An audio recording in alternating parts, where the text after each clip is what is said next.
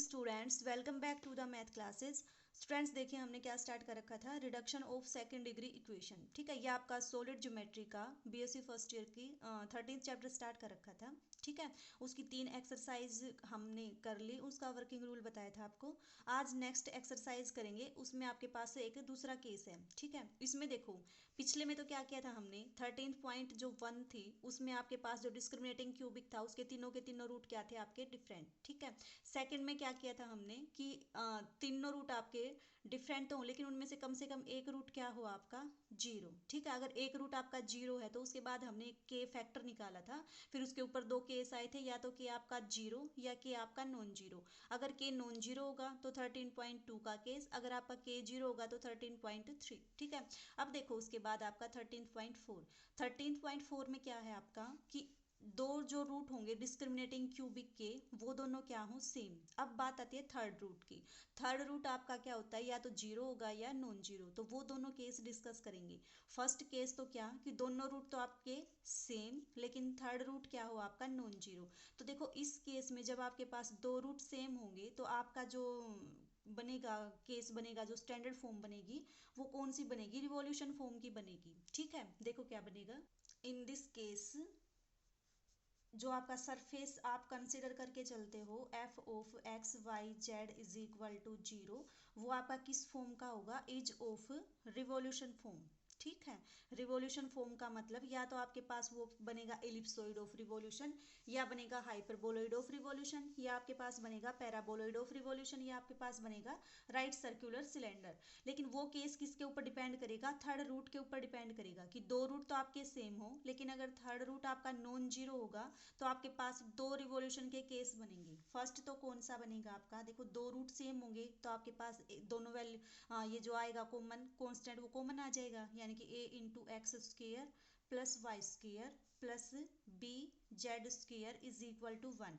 Means दो root तो आपके सेम है, थर्ड रूट आपका नॉन जीरो है, तो आपके पास ये कौन सा केस बनेगा, ये आपका बनेगा इलिप्सोइड ऑफ रिवॉल्यूशन। ठीक है, उसके बाद अगर मान लो आपका दो रूट तो सेम है, थर्ड रूट आपका क्या है, थर्ड रूट आपका नॉन जीरो है, लेकिन जो ये दो रूट सेम है उनमें से एक रूट अगर आपके पास नेगेटिव आएगा तो वो केस क्या बनेगा, a into x square minus y square plus b z square is equal to one. ये आपका क्या बनेगा, hyperboloid of revolution.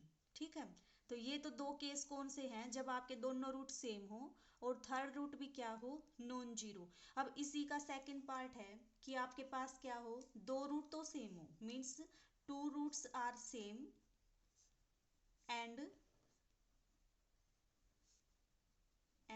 Third root is, third root आपका क्या हो, जीरो। उस केस में भी आपके पास है तो रिवॉल्यूशन का ही केस, लेकिन इसमें आपके पास क्या बनेगा, फर्स्ट तो बनेगा आपका पैराबोलॉइड ऑफ रिवॉल्यूशन। तो फर्स्ट जो आपका फॉर्म आएगी वो क्या आएगी, a into x square plus y square plus b z is equal to zero. ये आपके पास क्या है, पैराबोलॉइड ऑफ रिवॉल्यूशन। ठीक है, दूसरा अगर आपके पास क्या केस बनेगा, a into x square plus y square plus d is equal to zero. ये आपके पास क्या है, राइट सर्कुलर सिलेंडर। ठीक है, तो आपके पास ये क्या बनेंगे, रिवॉल्यूशन के केस बनेंगे। जब दो रूट सेम हो, थर्ड रूट नॉन जीरो हो, तो आपके पास दो केस ये बनेंगे। लेकिन अगर दोनों रूट सेम हो, थर्ड रूट क्या हो आपका, जीरो हो, तो आपके पास ये केस बनेंगे। ठीक है, देखो जीरो बन गया तो यहाँ पे जेड स्क्वेयर की टर्म नहीं आई, यहाँ पे थर्ड रूट आपका नॉन जीरो है तो जेड स्क्वेयर की टर्म आएगी। ठीक है, तो ये तो थे आपके पास केस। अब बात आती है कि इसको हम सोल्व कैसे करेंगे, बिल्कुल वही सेम प्रोसीजर आपका। क्या करोगे आप, सबसे पहले तो जो फर्स्ट स्टेप होगा उसमें आप क्या मान के चलोगे, f of x y z is equal to zero. जो आपके पास स्टैंडर्ड इक्वेशन होती है उसको कंसिडर करो, means a x square b y square c z square plus two f, f के साथ क्या आएगा, एक्स नहीं आएगा तो आपके पास आएगा y z plus two f g, g के साथ वाई नहीं आएगा तो क्या आएगा, एक्स जेड आएगा। एच, एच के साथ आपका जेड नहीं आएगा तो एक्स वाई आएगा। Two u x plus two v y 2wz plus d is equal to 0। ये आपके पास क्या है, इक्वेशन दी मिलेगी आपको। सबसे पहले कंपेयर करके आप क्या करोगे, ए बी सी डी की वैल्यू फाइंड आउट करोगे, बिल्कुल वही प्रोसीजर जो पीछे की वीडियो में हमने किया था। फिर क्या फाइंड आउट करोगे सेकेंड स्टेप में, डिस्क्रिमिनेटिंग क्यूबिक। डिस्क्रिमिनेटिंग क्यूबिक कैसे फाइंड आउट करते हो, बताया था, a minus lambda, b minus lambda, c minus lambda. यहाँ पे क्या करते हो आप, एच जी एच जी, यहाँ पे एफ एफ, ठीक है। इसको आप क्या करोगे, सोल्व करोगे, तो आपके पास क्या आएंगी, लैम्डा की 3 वैल्यूज आएंगी, लैम्डा 1, लैम्डा 2, लैम्डा 3। जो आपका ये वाला केस है, इसमें लैम्डा 1 और लैम्डा 2 तो सेम होंगे, लेकिन लैम्डा 3 क्या होगा आपका, डिफरेंट होगा, ठीक है। फिर थर्ड स्टेप में क्या फाइंड आउट करोगे आप, सेंटर फाइंड आउट करोगे, ठीक है। सेंटर कैसे फाइंड आउट करते थे, curly f by curly x is equal to 0, curly f by curly y is equal to 0, curly f by curly z is equal to 0। आपके पास ये 3 इक्वेशंस आएंगी, इनको सोल्व करके आपके पास अल्फा बीटा गामा यानी कि क्या आएगा, सेंटर आएगा, ठीक है। हम सेंटर फाइंड आउट कर लेंगे। फिर उसके बाद क्या टर्म फाइंड आउट करोगे, फोर्थ, ये आपका 13.1 जैसा ही है बिल्कुल, ठीक है। फोर्थ स्टेप पे क्या फाइंड आउट करोगे, डी डैश। डी डैश की वैल्यू क्या होती है, यू अल्फा वी बीटा डब्ल्यू gamma is equal plus d, plus आपका डी। तो ये आपके पास किसकी वैल्यू आ जाएगी, डी डैश की वैल्यू आएगी, ठीक है। डी डैश फाइंड आउट करने के लिए फिफ्थ स्टेप पे आपके पास रिड्यूस्ड फॉर्म क्या बन जाएगी, reduced form is lambda 1 square, lambda 1 x square plus lambda 2 y square plus lambda 3 z square plus d dash is equal to 0। ये आपके पास क्या बनेगी, इसकी स्टैंडर्ड फॉर्म बन जाएगी, ठीक है। ये तो था स्टैंडर्ड फॉर्म में रिड्यूस करने का प्रोसीजर। अब सिक्स्थ स्टेप पे आपसे क्या पूछ सकता है, एक्सिस की इक्वेशन भी पूछ सकता है। तो एक्सिस की इक्वेशन फाइंड आउट करने के लिए आप क्या करोगे, जो आपका लैम्डा, जो दोनों इक्वल हैं, उसके अलावा जो थर्ड वाला लैम्डा है उसके कोरिस्पोंडिंग क्या फाइंड आउट करोगे, डायरेक्शन कोसाइंस फाइंड आउट करोगे। किसके कोरिस्पोंडिंग फाइंड आउट करोगे, लैम्डा 3 जो आपका इक्वल नहीं है, इसके कोरिस्पोंडिंग आपने मान लिया L3 M3 N3, ये क्या है, direction cosine. Direction cosine find out करने का प्रोसीजर मैंने बता रखा है, कैसे फाइंड आउट करते हो, इस डिस्क्रिमिनेटिंग क्यूबिक की हेल्प से।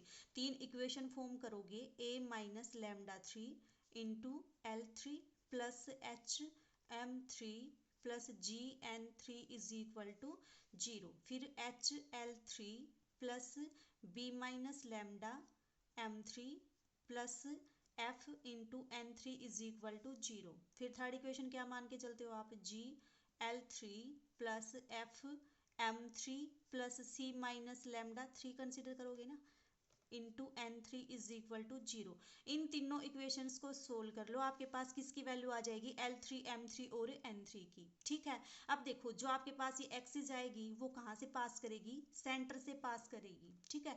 तो आपके पास इक्वेशन क्या आ जाएगी, ये जो भी एक्सिस की इक्वेशन है वो क्या आएगी, x माइनस अल्फा, अल्फा का मतलब सेंटर का पॉइंट अपॉन L3, y माइनस सेंटर का second coordinate upon M3, z minus आपका गामा अपॉन N3। ये आपके पास क्या आ जाएगी, एक्सिस की इक्वेशन आ जाएगी। और ये किसके कोरिस्पोंडिंग निकालोगे, जो दो लैम्डा सेम है उनसे जो थर्ड लैम्डा है उस थर्ड लैम्डा के कोरिस्पोंडिंग निकालोगे, ठीक है। तो ये था आपका प्रोसीजर 13.4 एक्सरसाइज का, ठीक है। एग्जाम्पल देखो एक बार, क्या गिवन है, prove that surface represented by this represent an ellipsoid of revolution square of whose semi axis are this and axis of rotation is this, ठीक है। तो आपको पूरा ही फाइंड आउट करना है, इसमें रिड्यूस्ड फॉर्म भी फाइंड आउट करनी है और एक्सिस की इक्वेशन भी फाइंड आउट करनी है।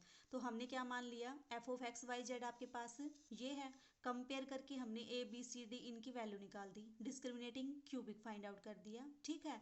2 से मल्टीप्लाई क्यों कर दिया, क्योंकि जब देखो आप एफ जी एच की वैल्यू निकालोगे तो वो फ्रैक्शन में आएगी, उस फ्रैक्शन को अवॉइड करने के लिए हमने इसकी थ्रू आउट 2 से मल्टीप्लाई कर दी, ठीक है।